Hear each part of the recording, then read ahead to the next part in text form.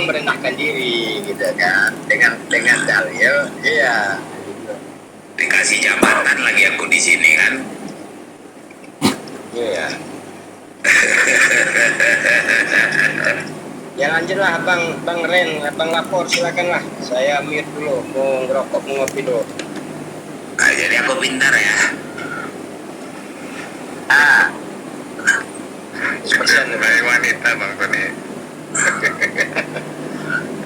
Ada kalau ibu tuh bilang aku bodoh, dia bilang gimana itu? Enggak lah. Bang Didin bisa aja Bang Tony.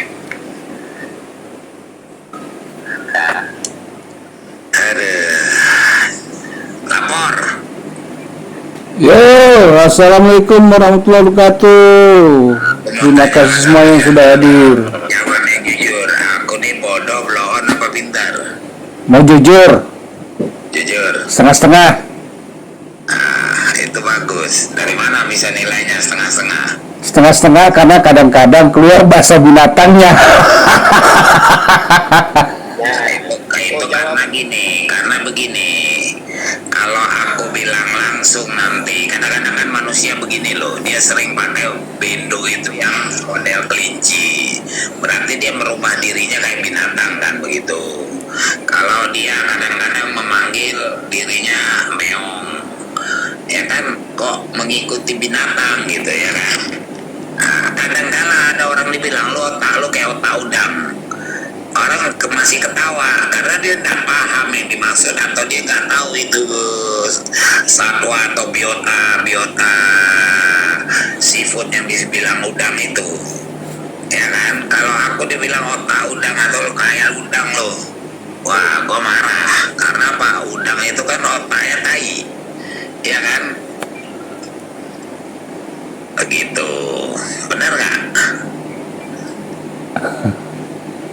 Jawab dong, lapor. Ya benar juga, karena memang bahasa begitu kan memang bahasa peribahasanya orang tua. Otak udang itu. Kalau aku sudah berkata binatang itu karena orang itu udah berulang-ulang mengucap dan membuat kesalahan, berarti dia nggak pakai naluri kemanusiaannya lagi, jadi wajarnya bilang binatang walaupun kita dirungkat kan begitu. Iya, iya. Jadi kalau kita kembali dari tadi yang saya sempat dengar nih, kita kembali kepada seseorang yang katanya mau untuk tidak lagi ditampilkan di acara TV. Bagaimana pendapatnya sendiri Pak Deden itu? Kalau aku nggak bisa pendapat karena watak manusia itu, karena aku kan strata, aku anatomi ya, dan ya dari otak dia itu bekerjanya.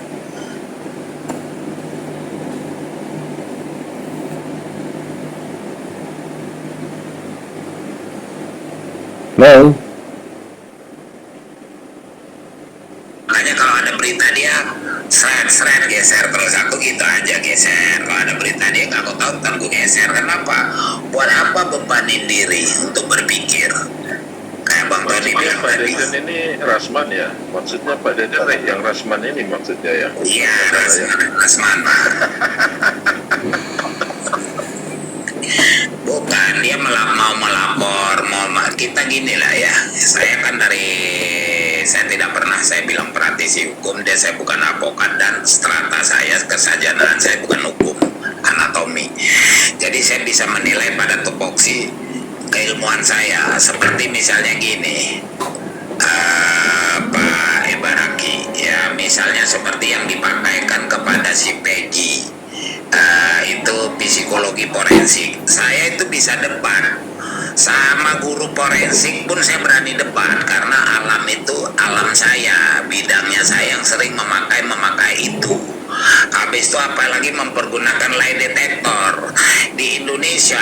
Anehnya dipakai lie detektor itu untuk katanya menilai kebohongan. Namanya orang gila udah pasti bohong dong. Itu dipergunakan untuk kejiwaan.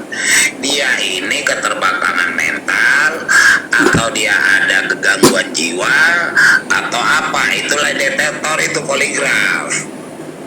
Ya, kita kan selalu pakai ini. Di ruang saya ada satu unit itu alatnya. Jadi aneh memang penegakan hukum di negara kita, timbul teknologi baru nggak dicerna teknologi itu apa, untuk apa, penggunaannya gimana. Udah dikatakan untuk menilai tingkat kebohongan. Ya namanya orang gila, mana ada pernah benar nggak Pak Baraki? Setuju bang, setuju aku bang. Ya itu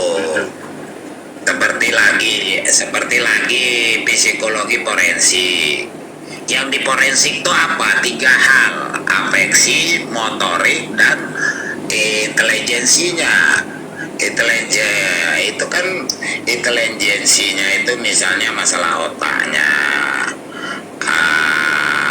habis itu motoriknya, masalah kejiwaan, masalah tubuhnya, 3 hal itu. Nah, sekarang dia udah digebuk-gebukin, dilakukan psikologi forensik, ya bodoh aja lah. Makanya bingung-bingung saya di dalam pemeriksaan penyidikan itu. Habis itu kalau kita tolak-tolak suratnya, mereka merasa kita permainkan mereka benci sama kita, dendam. Begitu Bang ini Baraki. Saya kan sering saya tolak surat mereka masuk, wah ini nggak sesuai, ini politik, bukan hukum, bukan pidana atau apa, pelanggaran hukum atau apalah.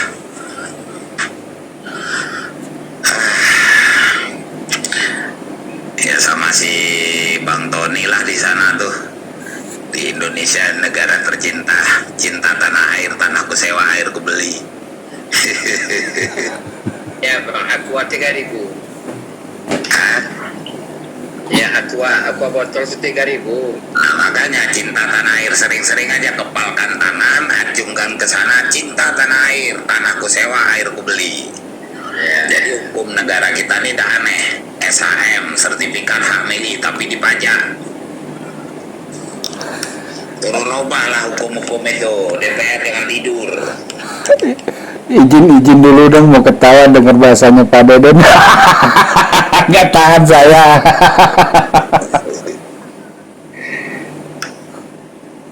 Lanjut tuh ada Deden. Bang lapor. Ya. Lapor. Bang Deden, izin dulu Bang Deden, sama di atas Bang Tony. Ya. Oh, tapi PK udah lewat pula ya. Bisa nggak kalimat Kapolri itu dijadikan satu acuan untuk apa sih namanya, untuk proses ini? Yang ini ya, yang Proses awal yang salah itu. kalimat Kapolri yang disampaikan oleh Wakapolri kemarin, yang sambutan tertulis di depan itu bahwa kasus Pina ini tidak menggunakan saintifik, ya, gitu Ya. itu ya Pak, ya bisa. Ya, Bang. apakah bisa itu dijadikan acuan? Ya bisa Bang, cuma persoalannya tinggal kita menganalisa ini seberapa katakanlah kualitas hukumnya kita korelasikan dengan ya PK-nya Sakatatal. Artinya begini, apakah scientific crime investigation ya itu mempengaruhi atau menyebabkan kesalahan sehingganya Sakatatal ini ataupun terpidana ini ya berakhir dengan mereka divonis oleh hakim sampai ke ingkrah selama 20 tahun. Beda. Artinya ya perlu kajian ya. Tapi kalau memang itu dimasuki sebagai novum, ya nggak ada yang melarang, nggak ada larangan, gitu loh Pak. Artinya Itu aku maksud, Pak. mungkin ini menurut saya ya. Ya, ini mungkin menurut saya nih Bang. Itu akan menekan karena kenapa? Hakim ini kan selalu dituntut dalam hal memberikan keputusan berdasarkan alat bukti yang sah dan meyakinkan. Kan begitu. Kalau memang itu dipergunakan untuk menimbulkan keyakinan hakim dalam memutuskan suatu perkara, ya itu sangat layak, sangat patut untuk dijadikan hukum itu. Jadi tunggu pulang aku aja lah, kita reuni, kita ngobrol-ngobrol, bakar-bakar ikan, ya kan? Indonesia ini kaya akan ikan, Bang. Kaya akan ikan tapi orangnya miskin. Iya, kaya akan ikan, orangnya stunting. Ya di sini aja terong 40 sampai dengan 50.000 satu buah. Di sana 1 kilo 50.000 atau 40.000 udah dapat 3-4 kilo. Ya sama penilaian di sana mungkin keju 100 perak, di sini keju hampir 100.000, sama itu bola balik itu. Nah, kalau itu kan produksi industri, kalau ini kan tumbuhan, bisa ditanam oleh siapa aja, tapi di sini bisa mahal, berarti orang di sini kaya kan, bisa beli terong dengan harga mahal. Tapi kok Rasman nggak sanggup beli dia. Tapi Bang, kalau Rasman itu memang cemana ya, namanya media yang butuh memang harus apa istilah orang itu rating tinggi ya, memang dibutuhkan. Kenapa? Kalau samanya sejalan itu apa, semua yang narasumber itu ya nggak seru, iklan mereka nggak banyak, itu masuk ke situ. Jadi seorang Rasman yang memang setengah selebritis ya senang kali lah kalau seperti itu. Dan kadang Bang, ucapan-ucapan dia itu yang ngeyel itu kadang membuka pikiran kita. Artinya dia ngasih tahu ini dikasih tahunya isi hatinya, jadi orang bisa nangkap. Oh ya bisa juga, ini seakan-akan menyuruh memperkuat di sisi ini. Tapi apapun itu ya apa namanya televisi lah, udah tau lah kita memang tampilan itu butuh iklan, butuh uang masuk, butuh apa, mungkin melalui itu harus mereka ciptakan supaya ratingnya naik. Kira-kira gitu Bang. Dia kayak cuaca, Rasman itu kayak cuaca, berubah-ubah. Ya, Kita nonton sinetron. dimana ada orderan jalan Bang. Kalau kita nonton sinetron, di situ kan ada peran protagonis dan antagonis. Iya itu dia. Nah, Rasman ini kan perannya antagonis. Semakin Iya. orang kontroversi, dia kan mencari popularitas saja, tapi EQ-nya dipertanyakan. Ya kalau IQ-nya sama-sama udah tahu semua kan Bang. Tapi televisi membutuhkan dia, itu dia kan. Untuk apa rating? Ya, kalau enggak, iya, kalau enggak si pembawa acara pun kena sama pihak televisi, itu biasa lah itu. Dia harus Mau tanya Rasman itu, dia harus cari orang lusuh gitu. kalau mau tanya Rasman Ren, kalau mau tanya Rasman itu dengan meteorologi dan geofisika, jadi naik turunnya suhu udara itu pengaruh kepada hidup dia. Makanya gue bilang Bang Deden, sorongkan Denis Cadel sama dia, baru sama Denis Cadel aku tengok VT-VT-nya itu nggak berani deh itu. Betul itu. Sama si Cadel itu nggak berani dia. Ini kadang-kadang ngomong ini jam 19 kurang di sini kan, pukul 19 kurang, tapi cuaca apa suhu udara di dalam sudah 15,37 derajat Celcius. Wah, biasanya nggak segitu. Ini udah Bang dingin. Deden di mana posisinya, Bang Deden? Boleh tahu di mana? Tadi Brussel Mas, Brussel Belgia. Belgia. Jauh banget. Ya, saya cinta tanah air, tanahku sewa air, aku beli, makanya saya ngomong-ngomong sama teman-teman. Beliau ini Interpol Bang. Oh begitu. Makanya semifinal bukan di Brussel Bang, semifinal malah pagi ini bukan ya? Mbak, Bukan ya? Bukan di situ apanya ya?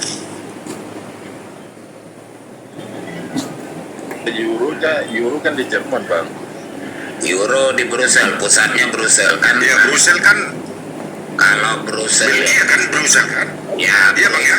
Brussel Nah, Belgia kan ini Eropa. dengar dulu, Oh Euro di Jerman ya? dengar Iya, dulu, iya, Euro di Jerman. dengar dulu. Brussel itu ibu kota Belgia. Belgia itu ibu kota Eropa. Jadi timbulnya Euro itu adanya pusatnya di Brussel. Oh iya, Mata uang Euro. izin ngomong dong. Iya. izin ngomong dong. Kebetulan ingat ini ada Pak Deden. Pak Deden, kemarin saya di salah satu komel ada orang Indonesia dari Bogor menikah sama orang di Belanda.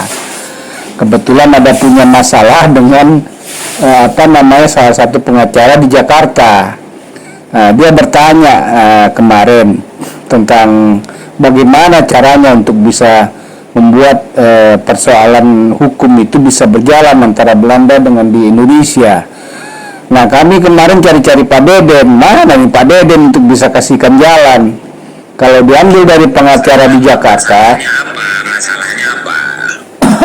Suaminya itu awalnya itu pernah mau cerai, ya kan, tapi nggak jadi. Tapi dia pernah, suaminya ini mengirimkan uang sekitar 4 atau 600 jutaan. Di Indonesia.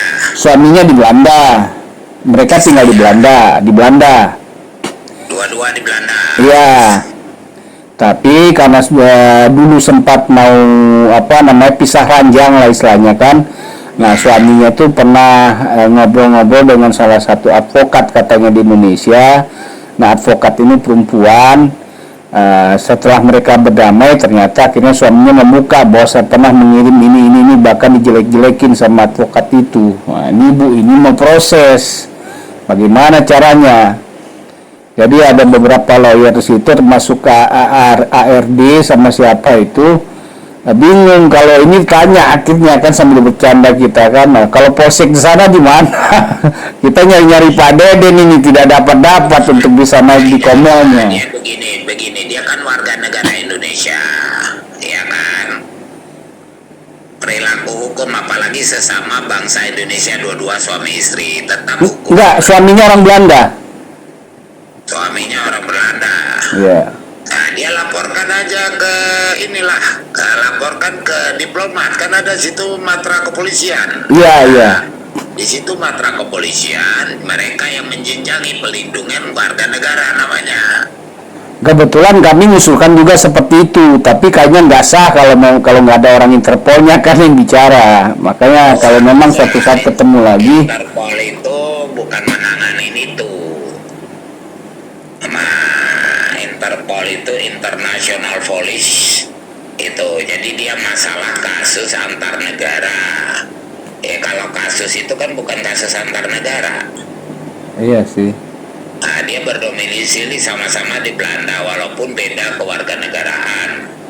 Ya, dia warga negara siapa yang warga negara Indonesia? Di situ di diplomat itu ada matra laut, matra darat, udara, dan kepolisian. Kepolisian juga ada bidang hukumnya di situ. Nah, nanti dia yang akan menaikkan pelindungan kewarganegaraannya ke kepolisian Belanda di Den Haag. Nah, tapi nanti kalau kasusnya melebar antar negara, itu bisa langsung disurati ke arbitrase yang akan menyurati kita untuk penanganannya. Nah, nanti korespondennya kami dengan Indonesia, supaya tidak ada getaran antara Belanda dengan Indonesia. Jadi kita orang tengah, paham nggak? Iya, cuma kan intinya kalau memang Pak Deden yang bicara, karena memang posisi di luar negeri kan lebih paham, lebih enak, lebih mereka itu memahami tentang persoalan ini kan. Jadi kalau kita yang di Jakarta, di Indonesia ini yang menerangkan nggak terlalu Israel nggak terlalu masuk lah artinya kan. Tapi kalau memang kita kan bisa. Indonesianya perempuan apalagi? Perempuan tinggal di Bogor. Di sana banyak orang Indonesia. Dia di mana? Di Den Haag, Amsterdam, Holland. Den Haag kalau nggak salah tadi malam itu pembicaraan. Den Haag lebih gampang lagi. Ini kita kan di sana diplomat kita. Iya betul. Lebih kan kotanya kecil. Belanda itu segede Jawa Barat, segede Bandung. Bandung itu dibagi 5, gimana itu ya? Den Haagnya 1/5, Amsterdamnya 1/5, kecil kotanya. Kalau dari tempat saya ini naik tram ya sekitar 1 jam 35 menit, 1 jam setengah lah kita bilang. Iya. Jadi maksudnya gini, kami ada niat ini kalau ketemu Pak Deden, Bagaimana caranya ibu ini bisa ngomong langsung dengan Pak Deden gitu maksudnya, biar lebih enak, lebih afdal lah istilahnya kalau orang lebih memahami bilateral antar negara kan. Pak Deden kan posisi luar negeri, orang Indonesia kan begitu. Kalau kita ini nggak terlalu afdal bicaranya kan. Ya bagusnya dia langsung aja ke diplomat, ketemu dengan matra polisi di sana, itu kombes itu. Pokoknya setiap matra itu pangkatnya itu kombes, kalau tentara kolonel. Ya. Makanya Dia cuma aja ke situ minta perlindungan hukum. Kalau dia udah siap benar-benar untuk fight secara hukum, dia menghadap. Kalau enggak jangan. Karena sistemnya di Eropa itu kan nggak ada tarik ulur. ya, Daftar, jadi kita nggak ini dipanggil, diproses kitanya, seolah-olah kita membayang-bayangin hukum, mengganggu. Mereka udah berjalan memproses nih, kenapa orang ini tidak menindaklanjutinya?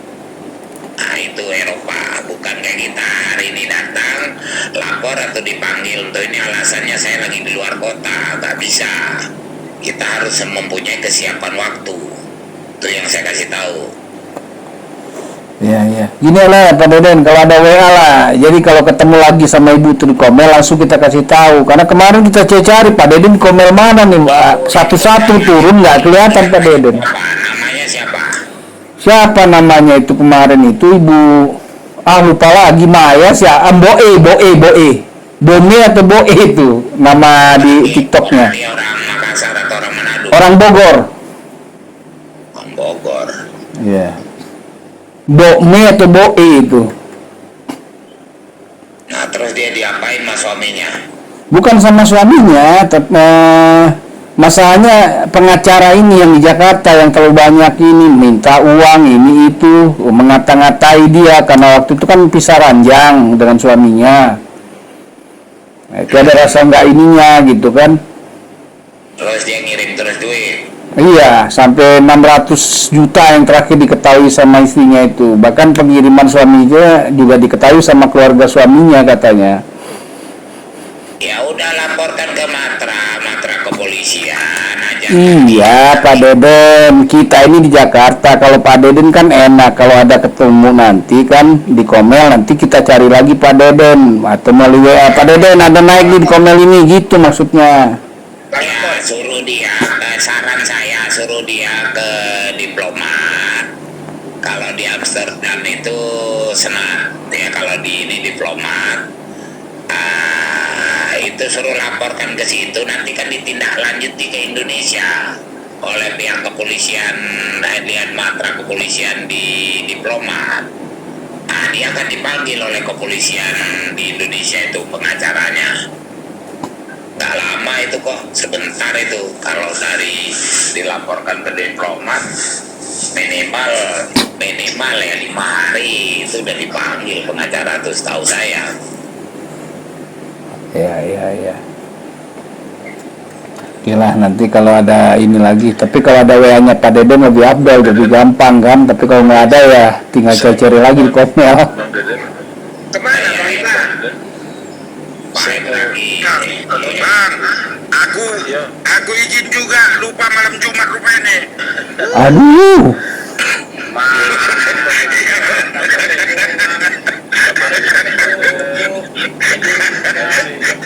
siapa namanya? Erni ya? Erni ya. Rene, Iya Rene. Oke izin ya Bang, yang lain juga ya. Oh iya, siap aku izin juga ya. Terima kasih diskusinya Bang Iba, Bang Iren. Oke Bang Tony. Siap aku izin juga Bang Ibnu, Bang Deden, Bang Tony, Bang Lapor, iya Bang, saudara sama teman-teman yang di bawah izin ya. iya Bang, ya. Waalaikumsalam warahmatullahi wabarakatuh. Waalaikumsalam warahmatullahi wabarakatuh. Siap Bang, Lo tinggal di mana? asli Medan Bang. Sekarang di mana? Di warung kopi. Udah lah, udah balik, tadi warung kopi. Karena perasaanku gak enak aja nih.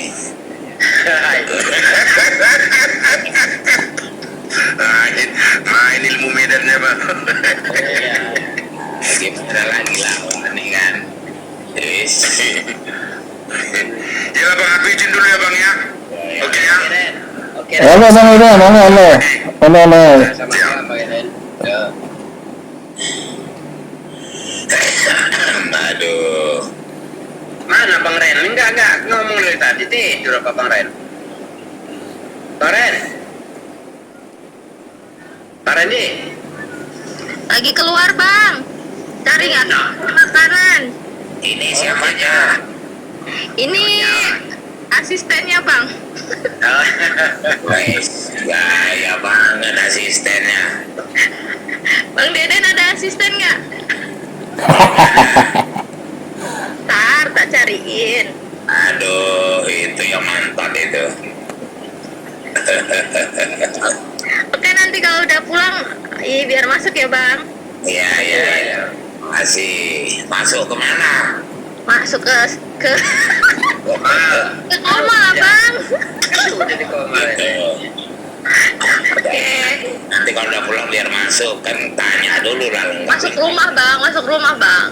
Nah, kalau nggak bahasa Indonesia tuh, karena suamimu kan orang emosionalan. Enggak bang. Dia mah suaranya aja.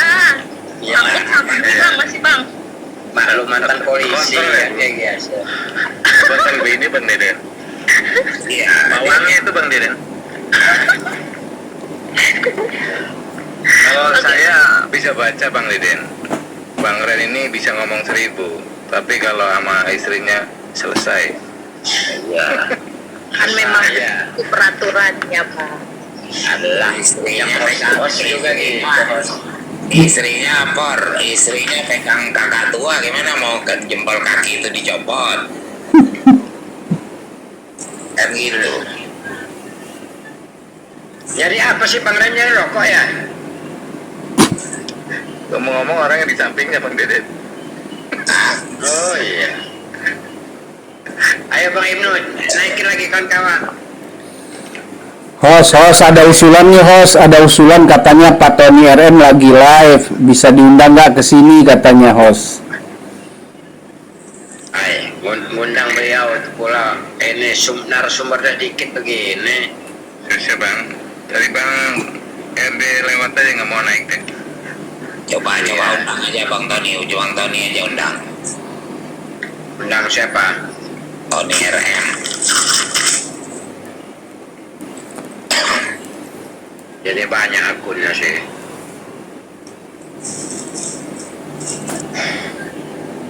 Coba kita coba dulu ya.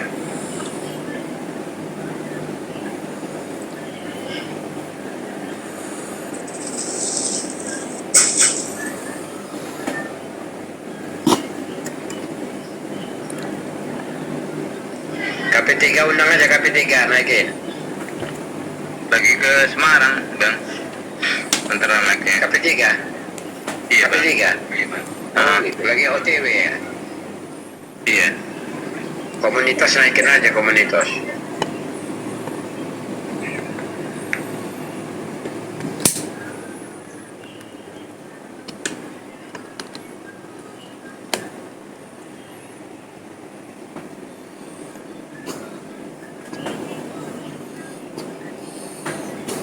Sudah mulai malam. Oh iya, para senior semua nih bantu ramaikan juga dong nanti di komennya Lapor News kan. Kenapa? Iya, artinya kan saya membutuhkan pakar-pakar praktisi hukum untuk bicara secara hukumnya kalau nanti di komennya Lapor News. Ya insya Allah Bang, temanya asal kami temanya juga ada kesesuaian dengan keilmuan gitu Bang. Iya, kita membahas dua dari kasus Subang dan Vina. Itu. Kasus Subang itu kalau kisi-kisinya seperti apa Bang secara garis besar?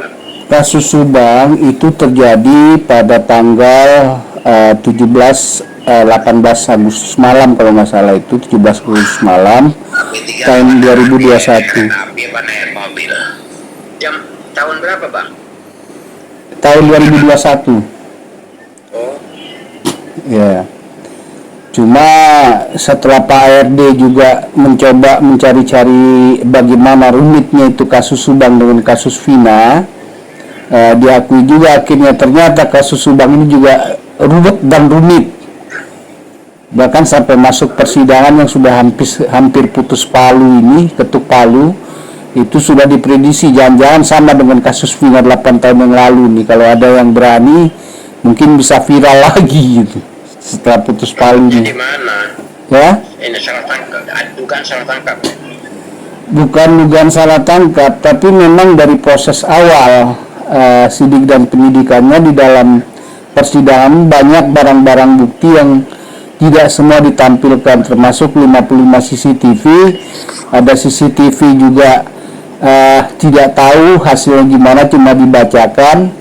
Lalu juga ada penghalang kasus yang sudah disebutkan Polda Jabar juga tidak terlalu diterangkan, hanya sekedarnya saja dengan tujuan arahnya hanya udah kepada satu sosok saja yang menjadi terdakwa. Yang satu sudah mengaku, yang satu selama ini tidak pernah mengaku kan, tapi selalu dipaksakan karena punya istri dua, seperti itu. Oke.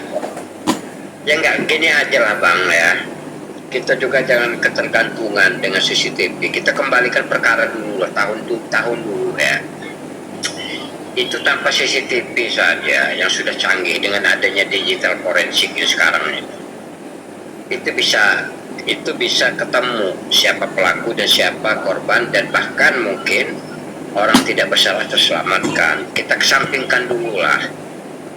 Nah, tapi kita melihat material kasus ini apa sebenarnya. Artinya dalam sini material ini, ya tentunya kalau pandangan hukum seorang lawyer, dia akan mencari celah yang bisa menyelamatkan atau meringankan daripada tuduhan kan, bahkan bisa membebaskan kalau memang tidak bersalah. Nah, tentunya kan ini mulainya dari sebuah secara global aja lah, rangkaian kasus seperti apa sehingga dia dijadikan tersangka, terdakwa ya, dan dituntut sekarang itu. Nah, pertanyaannya adalah kan dibutuhkan suatu kejujuran daripada terdakwa dulu, karena dari kejujuran terdakwa tersebut yang berupa pengakuan atau pembelaan dia, hak ingkar dia, baik di tingkat penyidikan, kemudian di tingkat penuntutan, di dalam persidangan, kan mereka punya hak ingkar, hak untuk tidak mengakui perbuatan. Nah, di situ kita cari pembenaran hak ingkarnya itu. Kenapa dia mengingkari bahwa dia bukan pelaku? Atas dasar apa? Kan begitu. Nah, kita akan gali daripada rangkaian dia yang masalah tempus, lokus, pada saat kejadian dia di mana waktunya, kemudian waktu dia kejadian dia di mana, kemudian saat kejadian dia berada di mana, kan kita gali juga itu. Karena untuk membantah unsur-unsur pasal yang disangkakan pada dia kan. Kemudian kalau memang benar, semisal pada saat kejadian dia ada di Jakarta, nah dia harus membuktikan dulu pada saat di Jakarta siapa, dia bersama siapa. Oh, sama saudara saya semisal. Dia juga harus menghadirkan saudara dia dengan membuat suatu rangkaian cerita yang memang rangkaian cerita benar, yang bisa membantah waktu kejadian bahwa betul dia nggak ada di tempat. Itu kalau dua syarat tempus dan lokus tidak terpenuhi, ya nggak bisa kita mau kemana-mana lagi Bang. Artinya satu unsur yang tidak terpenuhi nggak bisa dipidana. Iya, kebetulan salah satu ahli sudah pernah juga didatangkan oleh salah satu PH-nya, yaitu Rahman Hidayat. Itu namanya Pak Reza Indragiri. Itu pun sudah menyatakan berdasarkan keilmuannya memang ada kejanggalan itu. Lalu kalau kita memang lihat dari perjalanan waktu tentang waktu-waktu krusial, itu berdasarkan scientific crime-nya dari labnya Mabes sendiri, dari keterangan dokter Hasri forensik mengatakan terjadi tengah malam antara jam 12 sampai jam 4 subuhan. Nah, itu sedangkan seorang Yosep itu ada di rumah itu jam 9 sudah pulang. Bahkan yang mengaku ini pun sudah mengatakan menyesal kenapa itu Pak Yosep ke istri mudanya. Tapi ternyata di persidangan ini malah memberatkan Pak Yosep. Itu berdasarkan pengakuan beberapa YouTuber yang pernah mendekati dia. Gitu. Makanya banyak hal-hal yang memang janggal. Bahkan keterangan hanya mengandalkan dari keterangan saksi Ramdhani ini saja. Bahkan dari bacaan JPU kemarin, Bang. ya, Mohon izin Bang lapor. Ya. Sertifik ditarik oleh penyidik. ya kan memang kan scientific crime ini kan artinya begini, memang harus berdasarkan keilmuan untuk melakukan sesuatu hal, bukan untuk langsung menjas bahwa ini begini, dan pola itu sepertinya terindikasi ada di penyidik. Karena memang dari awal sudah diarahkan terindikasinya berdasarkan keterangan daripada peradilan sendiri yang sudah berjalan, kan begitu. Makanya saya sendiri hanya menyampaikan saja, nanti ketika sudah putus palu baru kita mencoba mempelajari lagi, mungkin bisa meminta kepada PH-nya gimana. Kalau sekarang kan sudah mau deketin putus palu, Dia dituduh pasal apa? dia pembunuhan 340, tapi ternyata dari JPU sendiri tuntutannya adalah hukuman seumur hidup. Iya. Daripada tuntutannya itu, setelah saya baca, tidak ada satupun yang meringankannya.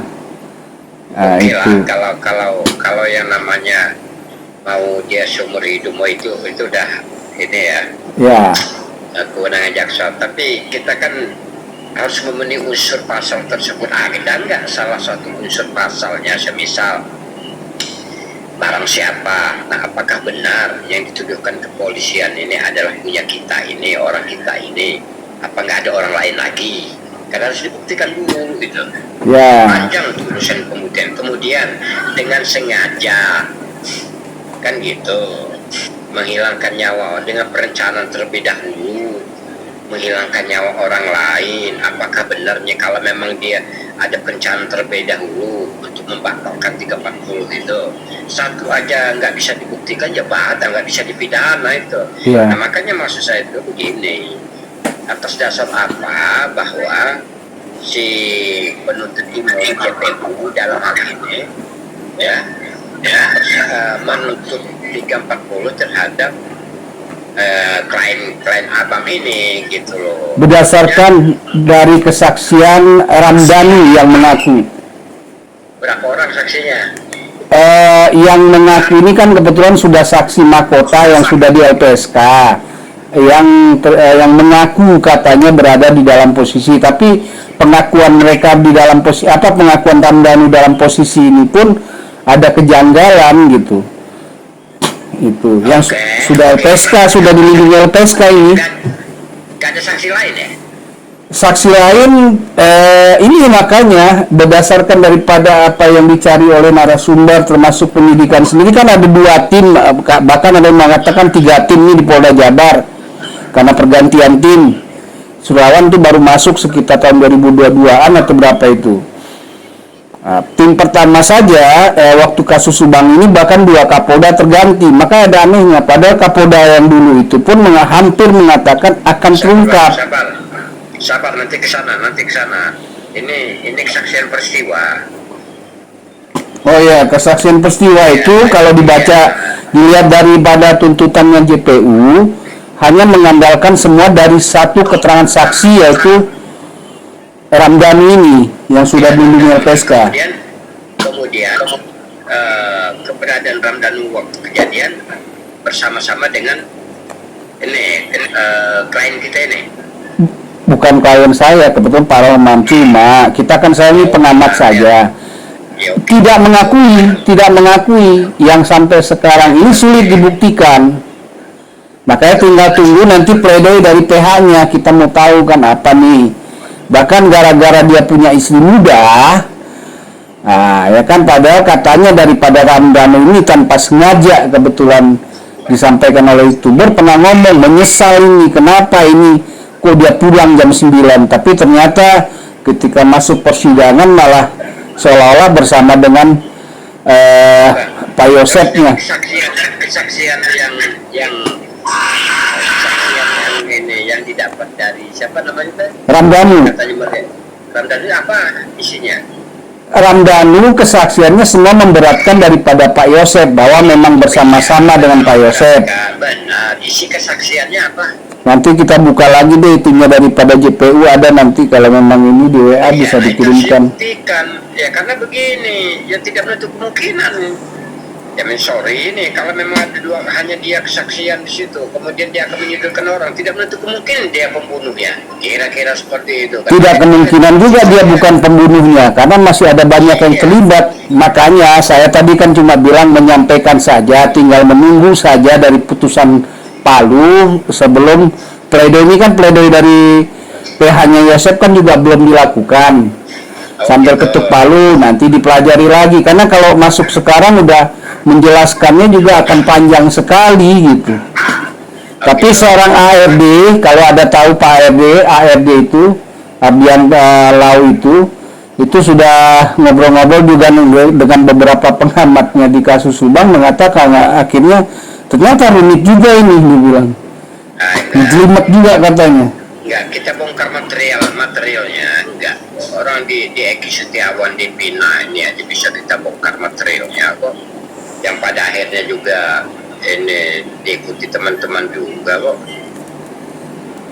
Ya, cuma kan saya pengamat, saya juga tidak mau mendekat dari mulai awal sampai menjelang sebelum tutup ketuk Palu untuk bisa berhubungan dengan PH-nya. Iya, sekarang tahapannya apa Bang? Sekarang udah nyampe ini pembacaan tuntutan ya? Sudah lewat, dari JPU sudah lewat, tinggal mungkin Pledoi ya? ya pledoi dari PH Rohman, lalu setelah itu mungkin ketuk Palu. Ya, kesimpulan tuh ketuk Ya, Palu ya. ya, kesimpulan ketuk Palu.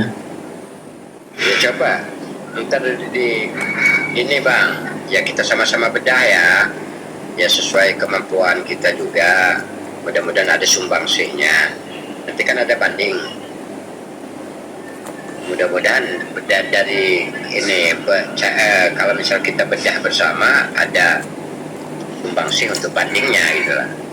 Iya, itulah yang diharapkan. Karena kalau saya sendiri melihat harus ketuk Palu dulu terjadi, nggak bisa lagi ini, karena memang Sebenarnya bisa Bang ngebantu justru di dalam rangka pledoi ini. Tapi ini pledoi ini justru bagus untuk dibedah. Karena ini kan sudah tahapannya punya kita nih si pembela ya, dalam tahapan pembelaan kan. iya.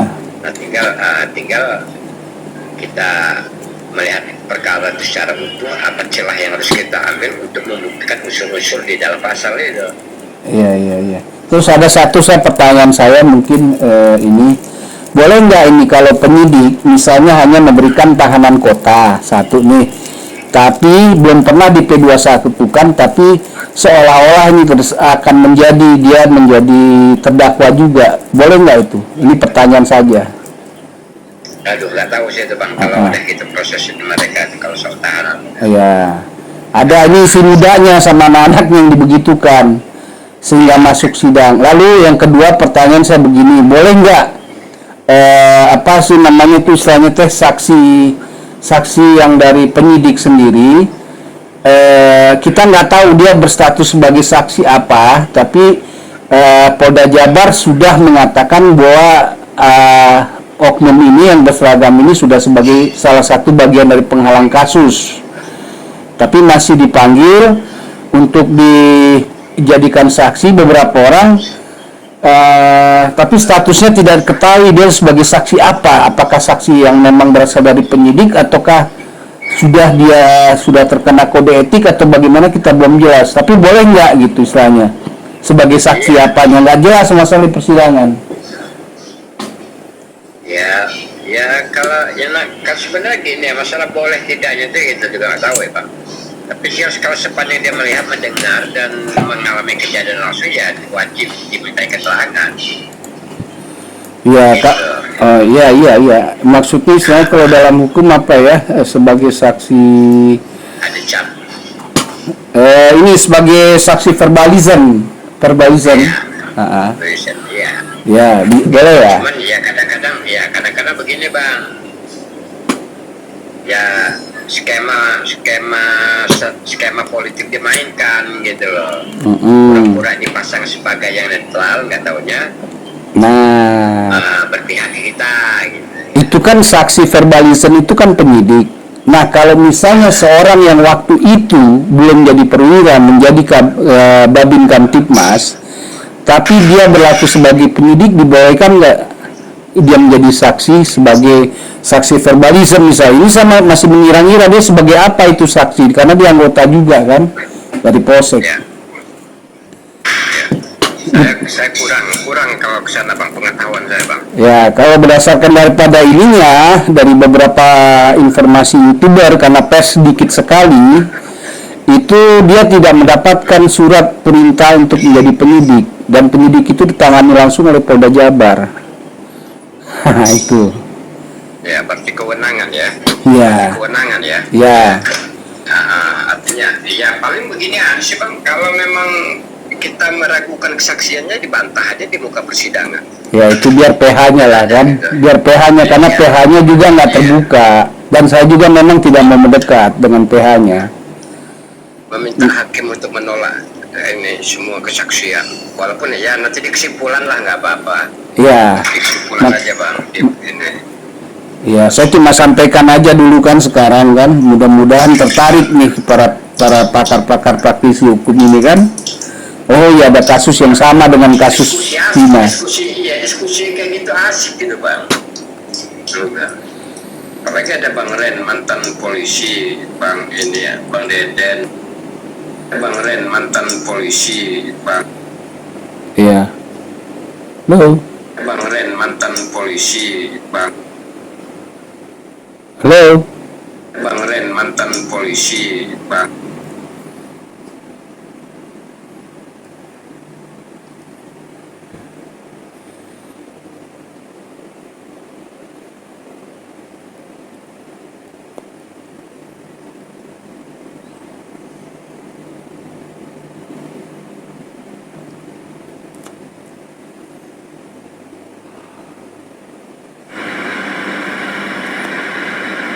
Halo.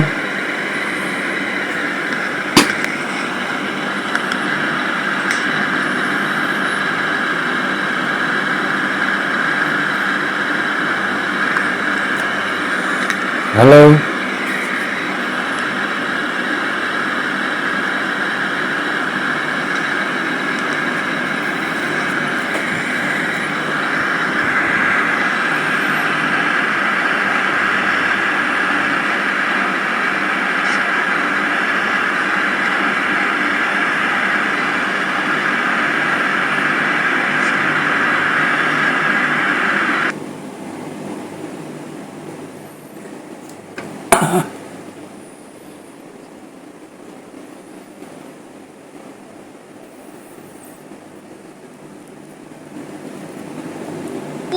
Aku nggak setuju selalu menyudutkan hakim. Kalau kamu menyudutkan hakim, cari yang hakim boleh. Kenapa lari tiba-tiba? Sesuai pemahamanmu itu aja. Ya itu tadi. Aku nggak mau biar mereka ini mengatakan aku gila, aku bodoh, ya terserah. Iya, nikelnya kan diselundupin itu ke Cina. Enggak, kamu ini ngomong-ngomong, kamu lihat ke depannya. Dalam hari yang kita lihat untuk bisa majukan negara ini, itu mau apapun itu, jangan kita harus berprasangka pada negatif untuk bisa menerapkan segala ego-ego kita, Kang Kevin. Ego inilah yang akan bisa membawa kita untuk tidak maju. Ego itu ada di pohon-pohon, tidak ada punya tempat kedudukan, maunya rakus, maunya takma itu, dan tidak pernah mengalah untuk selalu bersatu maju. Itu aku nggak suka kalau dengan pendapatmu, Kang Keji. Saudaranya monyet itu ada yang orang hutan itu mengalahan loh, Bu Iwin. Ibu Iwin nggak pernah ngeliat, Ibu Iwin udah pernah ke Kalimantan belum ngeliat orang hutan? Terserah lu. Ya, nih dengerin nih, orang belum selesai udah nyerocos. Pokoknya kita harus maju, Kang Keji. Lupakan segala kesakit hatian, lupakan segala ego. Terima kasih sudah menonton.